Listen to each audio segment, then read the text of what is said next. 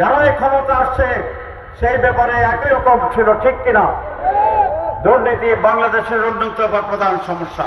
নির্বাচনে যদি কারচুপি হয়, কোন ষড়যন্ত্র হয়, তাহলে এই জাতি সেটাকে রুখে দেবে, এই নির্বাচনকে কোনোভাবে মেনে নেবে না।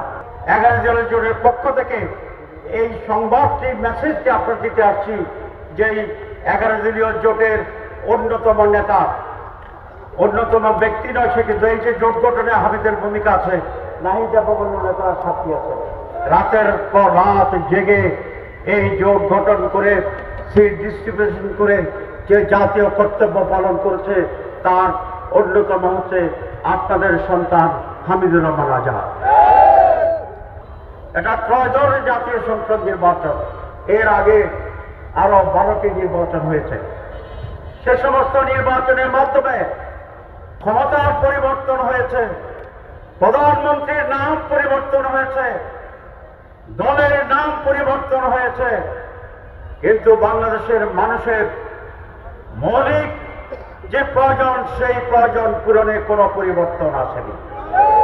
চরিত্রগত কোনো পরিবর্তন আসেনি। সকল দলের সাথে কয়েকটি বিষয়ে একমত, এক ধরনের চরিত্র দেখা গিয়েছে, যেমন দুর্নীতি।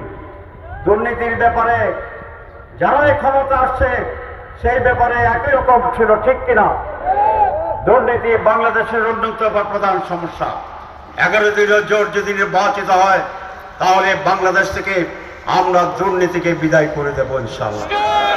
আমরা গণতন্ত্রকে প্রতিষ্ঠা করব, আমরা সকলের অধিকারকে প্রতিষ্ঠা করব। সুতরাং একটি গুণগত নতুন বাংলাদেশ গড়ার একটি মাইলস্টোন হবে আগামী 12ই ফেব্রুয়ারির যে নির্বাচন, সেই নির্বাচনকে। সুতরাং জাতীয় পরিবর্তনের জন্য, উন্নয়নের জন্য, স্বাধীনতা রক্ষার জন্য, একটি নতুন বাংলাদেশ গড়ার জন্য আজ আমাদের এক ঐতিহাসিক সিদ্ধান্ত নেওয়ার সময় হচ্ছে 12ই ফেব্রুয়ারি।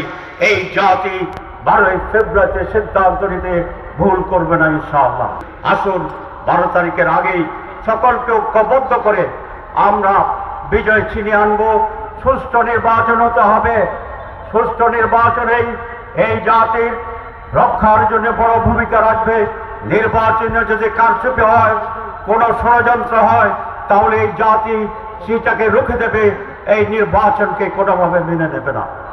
আমি সরকারকে অনুরোধ করব, ইলেকশন কমিশনকে, তারা যেন অত্যন্ত নিরপেক্ষ এবং দৃঢ় ভূমিকা পালন করে একটি সুষ্ঠু নির্বাচন জাতিকে উপহার দিতে পারে, সেই ব্যাপারে পদক্ষেপ গ্রহণ করার জন্য।